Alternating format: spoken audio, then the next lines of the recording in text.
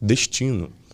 Ou seja, não é sorte, eu estava ali na hora certa. O Neymar não virou o Neymar, o Cristiano Ronaldo virou o Cristiano Ronaldo, porque o olheiro viu na hora. Não. Quero saber como ele apareceu ali naquela hora, que ele podia ter faltado o treino naquele dia. Destino. Destino é tudo. O destino é uma coisa que a gente tem que começar a prestar atenção. Você está aqui porque você tem um destino, você esteve atento a isso, você consciente ou inconscientemente seguiu as pistas do seu destino, por isso você está sentado na minha frente hoje. Bingo! Cara, comigo foi isso. É lógico. Comigo foi isso. Tanto que tem coisas na sua vida que você não sabe explicar como aconteceu. Não, eu tô arrepiado aqui. Como eu cheguei até aqui? Tem coisas que não tem explicação. Olha isso aqui, eu tô arrepiado.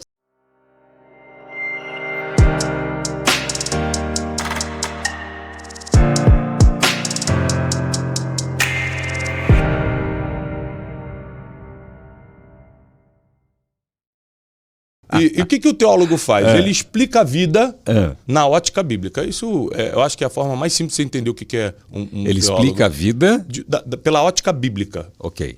O que é a Bíblia? São os princípios que estão dando certo há milênios, princípios milenares. A Bíblia não é religião, Celso. A Bíblia não é religião? Não, mas religiões se apoderaram da Bíblia. Ok. Quando você compra o seu iPad, sua mesinha de som, a geladeira da sua casa, vem um manual de instrução. Vem. Isso é a Bíblia, é o manual de instrução do ser humano. Quando Deus cria o ser humano, ele deixa a Bíblia como manual de instrução. Quer saber como você é, como lidar com as pessoas, quer saber como sobreviver a essa vida? Lê isso aqui, é o manual de instrução. Como prosperar? Como prosperar, com certeza. Como você conseguir manter um relacionamento, seja amizade, casamento ou sociedade saudável. Tudo isso está escrito e está dando certo há milênios. Principalmente sobre comportamento, né? O comportamento do ser humano. Se o cara seguir a Bíblia... Ele nunca vai ser preso. Sim. Ponto número 1. Nunca vai ser preso.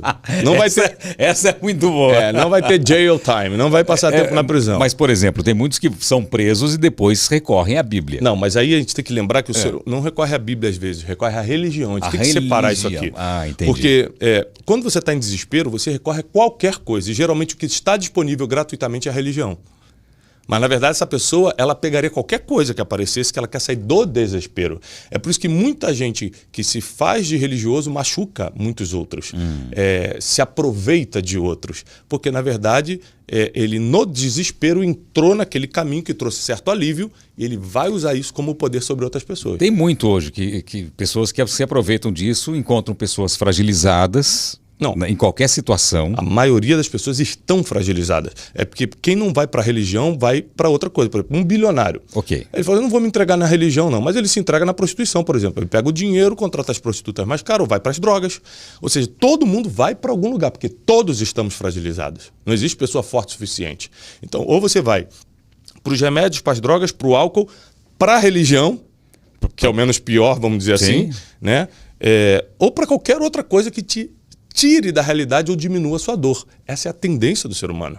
Então, qual é a única forma de você estar blindado o suficiente para as suas fragilidades não te derrubarem? Você vivendo por princípios. E quando você vive por princípios, dificilmente você entra numa situação que vai estar fraco o suficiente para se entregar. É muito difícil acontecer. Entendi. Então, lendo a Bíblia, se entregando a Bíblia, seguindo a Bíblia, primeiro que você não vai ser preso. Segundo lugar, que você não vai ser um cara fragilizado. Porque ali tem... Não vai. Tem todas as respostas na Bíblia? Todas, de qualquer assunto. De qualquer assunto? Por que você foi fazer teologia?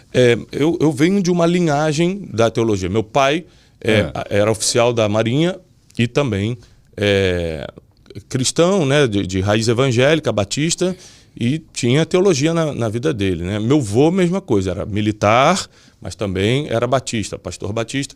Então eu já venho dessa linhagem, isso já me influenciou. Mas o que me levou para a teologia foi porque eu comecei a estudar o que dava certo na vida. Foi por causa do desenvolvimento pessoal. Eu queria dar certo na vida. Queria ganhar dinheiro, queria casar bem, queria ser um cara feliz, queria ser um cara próspero. Eu falei, como é que faz isso? Eu comecei a estudar tudo que você imaginar de desenvolvimento pessoal, vida emocional, coaching, isso, aquilo. No final, tudo dava resposta pela metade. E foi na Bíblia que meu velho pai e meu velho avô já me ensinavam que eu encontrei as respostas que eu precisava. Então, hoje, eu acredito na Bíblia não só pela fé, mas também por inteligência. Ou seja, foi comparando o que a Bíblia me oferece com todas as outras coisas que a ciência, o mundo oferece, eu preferi seguir o caminho da Bíblia. Mas agora, a carreira militar dos seus pai, do seu avô e do seu pai também te lapidou para pensar o seguinte: eu quero ter família, eu quero prosperar, eu quero ser isso, fazer as coisas corretas, não quero fazer besteira, eu quero ser disciplinado, eu tenho que acordar e trabalhar. Isso eu aprendi com meu pai e com meu avô. Então, a prosperidade, principalmente a financeira, porque prosperidade não é ter dinheiro. Não é ter dinheiro. Não, prosperidade é ter tudo que você precisa para cumprir o teu destino. Você tem um destino. Você fala bem? Fala. Você é um cara bonito? É um cara bonito. Você é um cara que sabe se apresentar diante das câmeras? Sabe, mas tem muita gente que também faz isso. Por que você virou o Celso Portiolli e outros não? Destino. Ou seja, não é sorte, eu estava ali na hora certa. O Neymar não virou o Neymar, o Cristiano Ronaldo virou o Cristiano Ronaldo, porque o olheiro viu na hora. Não. Quero saber como ele apareceu ali naquela hora, que ele podia ter faltado o treino naquele dia. Destino. Destino é tudo. O destino é uma coisa que a gente tem que começar a prestar atenção. Você está aqui porque você tem um destino, você esteve atento a isso, você consciente ou inconscientemente seguiu as pistas do seu destino, por isso você está sentado na minha frente hoje. Bingo! Cara, comigo foi isso. É lógico. Comigo foi isso. Tanto que tem coisas na sua vida que você não sabe explicar como aconteceu. Não, eu tô arrepiado aqui. Como eu cheguei até aqui? Tem coisas que não tem explicação. Olha isso aqui. Eu tô arrepiado. Sabe por quê? Eu comecei a entender os sinais desde muito novo. Eu saquei isso. E eu me sinto um cara predestinado. Uhum. Então, é sinal que tinha um destino para eu seguir. Uhum. E as loucuras que eu fiz da vida, loucuras não, foram seguindo os sinais. Imagine, eu com 17 anos, não gosto muito de falar de mim, mas o pessoal gosta de saber das historinhas. Claro. Eu com 17 anos, comecei a fazer sucesso no rádio, eu tracei a minha meta. Ninguém me falou para fazer isso. Não li Você não fez livro, o curso? Não fiz nada, não existia coach na minha época. Eu tracei uma meta e cumpri essa meta, mas assim, era maior do que eu. Porque eu largava uma vida pronta, namorada, faculdade, ganhava dinheiro no local, tinha sucesso no rádio. Eu largava tudo para seguir os meus passos, que aquilo era maior do que eu. Eu ia embora chorando, mas eu ia. Então, eu acredito em destino. Então, todo mundo tem um destino? Tem. Por isso você teve coragem de largar coisas que tem gente que por muito menos jamais largaria. Essa coragem, ela vem desse destino que você persegue, você percebe que precisa persegui-lo. Você dá conta que esse é o meu caminho. Eu acho que eu só vou ser feliz se eu fizer isso aqui. E você tem essa coragem. Por que muita gente não tem coragem de fazer algumas coisas? Porque ela não está... Aquilo não está no caminho dela. Entendi. Aquilo não está no caminho dela. Então, por exemplo, muita gente casou e separou. A gente entende que existem situações e situações. Mas eu passei por situações muito difíceis no meu casamento e estou junto até hoje. A gente vai fazer 20 anos de casado, Janine e eu. Por quê? A gente é mais especial do que as outras pessoas? Claro que não. A gente fez curso de como nunca separar? Não fizemos. O que a gente entendeu? Que esse era o caminho que a gente precisava seguir. Quando você entende que esse é o caminho que você tem que seguir, seja o financeiro, por exemplo, como eu vim da pobreza, eu nunca quis ser pobre. Então eu já entendi desde criança, falei, eu não quero isso. É muito ruim você querer comer um negócio e não poder, você querer fazer um curso e não ter o dinheiro, você querer ir no shopping no final de semana. Não, eu não quero. Eu entendi assim, garoto, que pobre eu não quero ser. Eu não sabia que eu ia prosperar o que eu prosperei, isso não tinha como prever. Mas que eu não queria ser pobre, eu já tinha certeza. Você começa a ter umas certezas desde criança, sim. Isso é o destino te moldando. Você o aceita ou não. Eu não acredito no determinismo, ou seja, vai ser assim, acabou. Eu acredito que o destino te oferece pistas. Seguiu, vai se cumprir. Não seguiu, você tem a sua escolha. Então, muitas pessoas, na hora de tomar coragem, na hora de escolher, na hora de tomar a decisão, decidiram um outro caminho e o destino foi desfeito ou disfarçado ou esfumaçado. Ok, mas qual que é o segredo para você descobrir o caminho certo? Existem... Vamos listar. Tá. Ponto número 1, você precisa decidir o que você quer. A partir do momento que você decide o que você quer, a chance de isso que você quer ser muito próximo do que Deus quer para você é muito grande, principalmente se você já é uma pessoa de fé. Por quê? Eu, como já nasci num ambiente de fé, desde criança eu fazia orações do tipo, Senhor, eu quero muito tal coisa, mas não faz como eu quero, seja feita a tua vontade. Você fez essa oração uma vez, Celso. Acabou. Por que acabou? Porque a partir daquele dia que você fez a oração, você pode esquecer a oração, mas Deus não esqueceu o que ouviu. E aí ele começa a fazer a vontade dele. É por isso que tem namoros que acabam, tem amigos que vão embora da tua vida. Deus escuta a conversa que você não estava escutando, tira aquele cara da tua vida. Então isso é livramento, né? São os livramentos divinos, lógico, sim. E fazem parte do nosso destino. Então, chega uma hora que você fala o seguinte, eu quero, na verdade, viver o que está escrito para mim. Você imagina que Jesus, quando chega no Getsemane, agora recorrendo à teologia, Jesus chega no Getsemane, que é horas antes, 12 horas antes de ele ser crucificado. Ele vai sozinho para debaixo de uma árvore de oliveira e faz a seguinte oração: Pai, eu estou angustiado. Eu estou começando a perceber que não é bem isso que eu quero, não. Então, se for possível, afasta de mim esse cálice. Ou seja, tira de mim essa missão que eu já percebi que agora vai ser doloroso demais. Agora é espancamento, julgamento, cuspe, tapa na cara e crucificação. Se for possível, afasta de mim esse cálice. Contudo, vírgula, não seja como eu quero, porque o que eu quero mesmo é sair, mas seja conforme a tua vontade. A partir do momento que você faz essa oração, sua vida muda. A partir do momento que você faz isso e não importa a tua religião, nem importa se você acredita totalmente ou só está escutando esse podcast e quer fazer um teste. Faz o teste. Faz o teste. Agora, você tem que estar preparado para algumas coisas que você achava que queria saírem da tua vida. Porque a vontade de Deus, às vezes, não vai ser o que você quer. Então, às vezes, Deus te move de país, Deus te tira pessoas do teu lado, Deus acaba com algumas oportunidades que você queria muito, porque, na verdade, tem algo melhor para você.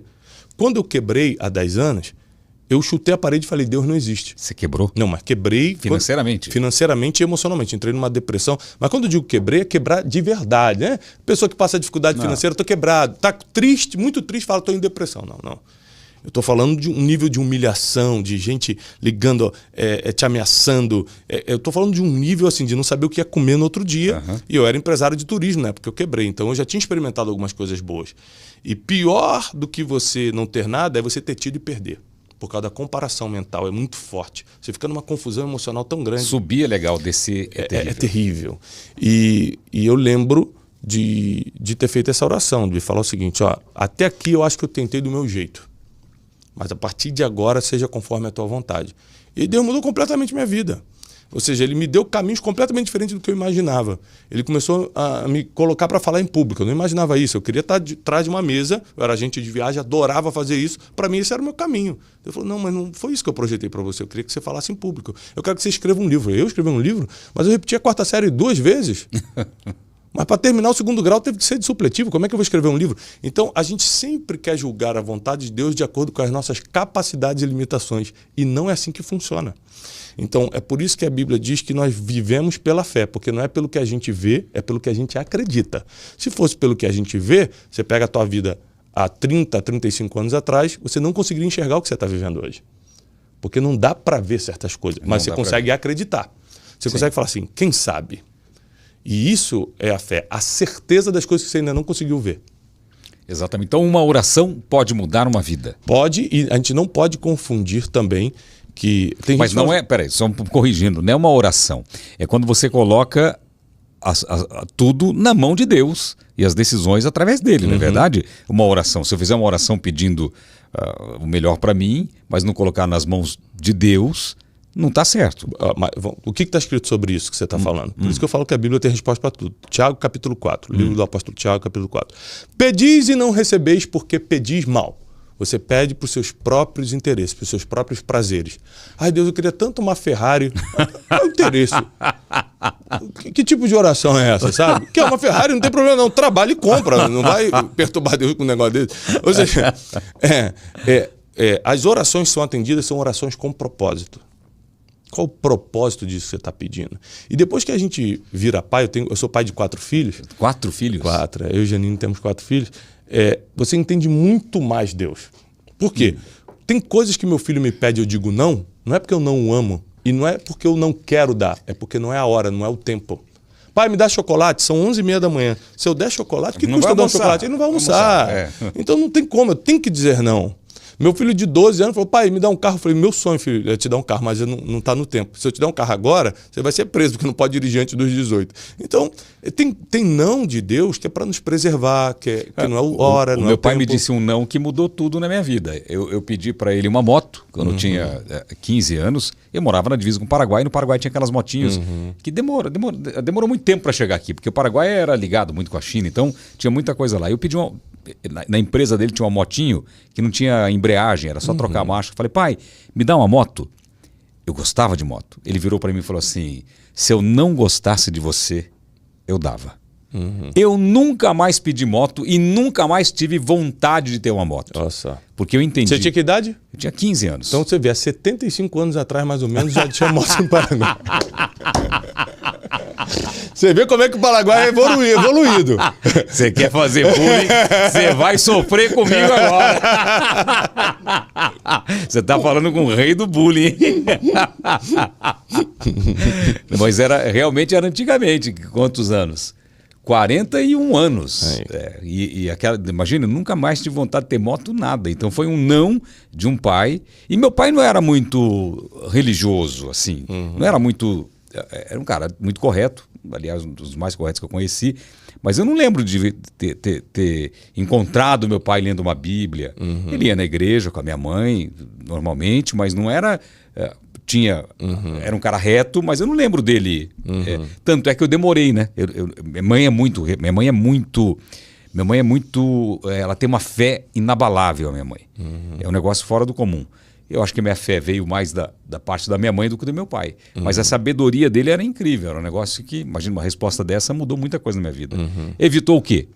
Eu ter comprado uma moto depois de ter condições financeiras e viajar de moto e se acidentar, enfim. Então isso não estava no meu destino. Ou simplesmente gostar tanto daquilo que você não prestaria atenção no microfone da rádio. Também. Existem coisas que vêm na nossa vida para nos distrair. Tá. E às vezes a gente acha que o inimigo do nosso destino quer só impedir. Mas às vezes ele não tem poder para impedir, então ele só distrai. E aí você mesmo deixa de fazer. Então a gente tem que estar muito atento com as distrações do caminho. Por exemplo, você que está solteiro, aí quer casar, não quero muito casar. Então não se distrai com nada que não indique que vai dar casamento aquilo. Ou seja, eu quero muito casar. Eu não estou falando para você que quer curtir a vida, não. Para quem quer casar e está solteiro, fala assim, então para que eu vou na boate se lá quem está lá não quer casar? Você começa a fazer uma matemática. Você não precisa ser religioso para fazer essa matemática mental. Peraí, eu quero casar. Onde eu posso ir para encontrar pessoas que querem a mesma coisa que eu? Então, essa inteligência que evoluindo vira sabedoria... Não vai no bordel, né? Exatamente. Não, tem uns que vão e se apaixonam. E até mudam a vida de quem está lá dentro, né? Tira de lá. Tal. Mas aí você está falando de um caso que, se der certo, que é muito improvável, mas pode acontecer, você está falando de 0,0001%. Sim, a gente não pode jogar na exceção, a gente tem que jogar na regra. Sim. Na regra, você vai encontrar o teu destino em ambientes que você está planejando. Quero ganhar dinheiro, eu preciso andar em ambiente que pessoas entendam de investimentos, de empreendimento, pessoas me despertem para isso, quebrem minhas crenças limitantes, me ensinem o caminho. Eu preciso frequentar esses ambientes. Eu quero... prosperar emocionalmente. Eu tenho que ler livros de inteligência emocional, eu tenho que estar andando com pessoas saudáveis emocionalmente. Se eu ficar andando só com perturbado, com surtada, com narcisista, eu nunca vou conseguir ficar bem emocionalmente. Então eu tenho que selecionar com quem eu ando, o que eu leio. Em vez de perder tempo só assistindo série e filme e não sei o quê. Reality. Reality. Eu vou assistir uma palestra sobre excelência emocional, sobre crescimento das emoções, sobre gestão das emoções. Ou seja, eu preciso ser intencional na minha vida. A maioria das pessoas não vivem seu destino porque elas não são intencionais. Elas não descobriram nem o que querem e aí, por causa disso, elas não conseguem ser intencionais em cima daquilo. Entendi. Então, quando eu descobri que a vida ela não se trata de religião, apesar da religião ser importante, depois eu explico sobre isso, mas não se trata de religião, se trata de princípios. Eu comecei a ter resultados que demoraria 10 anos trabalhando muito em 1 ano. Porque quando você está fazendo tudo dentro dos princípios, o universo conspira todo a teu favor. Para quem tem fé, Deus está conspirando a teu favor. Ou seja, está tudo colocando... você está na estrada certa, as coisas começam a acontecer. E por que diz o universo conspira ao meu favor e não diz o Deus conspira ao meu favor? É porque o brasileiro ele é tanto religioso quanto místico. Ok. Então, quem é místico e não é necessariamente religioso, ou seja, não sou nem católico, nem evangélico, nem espírita, mas acredito que tem uma energia. Tem uma coisa aí. Aí ele não quer falar abertamente em Deus, então ele fala universo. Mas quem é o criador do universo? Para a gente que entende do que está escrito, é Deus. Então, você falar universo ou Deus vai dar o mesmo, porque o universo foi criado por Deus. Agora, quando você fala que o lance é ter princípios, mas as religiões todas têm princípios dentro das religiões. Não necessariamente milionários. Não necessariamente dando certo há milênios. Então, por exemplo, todos os princípios que eu ensino foram fundados por Jesus. Ok. Só que as pessoas, elas conseguem ir numa igreja... Então, por exemplo, hoje, o catolicismo, o protestante, né, o evangélico, Okay. e o espírita, de certa forma, eles acreditam nas palavras de Jesus. Mas acreditar não é suficiente, você tem que viver. E viver são poucas pessoas. Eu posso falar que eu sou evangélico, católico, o que for, e não praticar nada. Mas eu acredito, eu gosto, eu vou na igreja, sinto um negócio bom, mas isso não muda a minha realidade. O que muda a minha realidade é a prática do que está escrito. Ok. Então, não adianta eu saber que mentir vai me prejudicar espiritualmente, emocionalmente, até fisicamente e continuar mentindo. Que eu pegar o que não é meu. Não adianta eu saber disso, eu preciso praticar isso. E o problema das pessoas em geral não é o conhecimento, é a sabedoria. A sabedoria é a prática do conhecimento. Ou seja, Ok. O que é conhecimento? Saber que o tomate é uma fruta. Tomate é uma fruta. Sim. Mas sabedoria é não colocá-lo numa salada de frutas. Ou seja, é a prática do que eu sei. Eu sei que o tomate é uma fruta, mas ele não tem gosto doce para colocá-lo numa salada de frutas. Então eu não coloco, porque eu já pratiquei, eu já tentei e aprendi. Ok. Isso é sabedoria, a prática do conhecimento. Então muitas pessoas conhecem, não praticam, por isso não são sábios. Então, um tolo pode, com o tempo, se tornar sábio. A Bíblia diz que até o tolo, quando se cala, está em Provérbios, até o tolo, quando se cala, se passa por sábio. Então, a partir de agora, eu não falo mais. O que isso quer dizer? Que qualquer um pode descobrir o caminho da sabedoria, independentemente do teu passado, do que você fez, deixou de fazer, de onde você nasceu, de quem foram teus pais. Você consegue, a partir de hoje, descobrir o caminho da sabedoria para as suas gerações serem completamente transformadas. Não é porque você veio de uma família pobre que uma família pobre vai sair de você. Não é porque você veio de uma família destruída que uma família destruída vai sair de você. Você pode ser um instrumento de transformação das próximas gerações. E é isso que eu tento todos os dias. Sempre melhorar para os meus filhos e meus filhos melhorarem para os filhos deles. Isso só vem através de princípios. Aí, qual a importância da religião? A religião tem sua importância. O que é a religião? São os dogmas e paradigmas criados pelos homens para você se aproximar de Deus. Mas a gente tem que lembrar que a religião não foi fundada por Deus.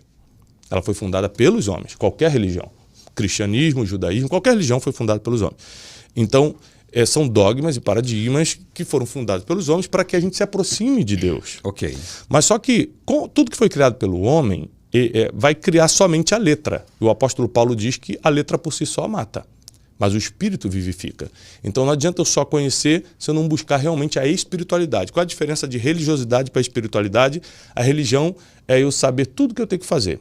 A espiritualidade é eu me aproximar de Deus de tal forma que eu consigo colocar em prática mesmo sem entender tudo. Por exemplo, uma criança não leu a Bíblia ainda aos 3 anos de idade, mas quando dá na cara de outra criança sabe que errou. Quando mente, sabe que está mentindo. Porque todos os princípios milenares estão dentro do ser humano. Dentro do ser humano. Ele sabe exatamente. Ele não precisa ler. Isso é a espiritualidade. É por isso que é mais importante que você primeiro ir para a religião e ir para a espiritualidade. A religião vai te ensinar os dogmas que são importantíssimos. Por exemplo, Okay. eu cresci no Rio de Janeiro, morei 30 e poucos anos no Rio de Janeiro. Então eu cansei de ver traficante se converter, entrar para a igreja. Se esse cara não entrar para o sistema religioso que muitos atacam, ele nunca vai deixar de ser traficante. Porque é o sistema religioso que fala, agora tu não vai mais fazer tal coisa, se botar maconha na boca, você vai para o inferno. Não vai para o inferno, não é assim que funciona. Mas se não falar isso, ele continua. Tem que colocar camisa assim, tem que não sei o quê. Porque tem gente que, se não for no sistema religioso, nunca abandona a vida pregressa. Então, eu entendo a importância da religião, mas não é suficiente. Tem que ter a espiritualidade junto. Ou seja, você tem que ter uma conexão direta com Deus, independentemente de todos os filtros e caminhos que criaram para você chegar a Deus.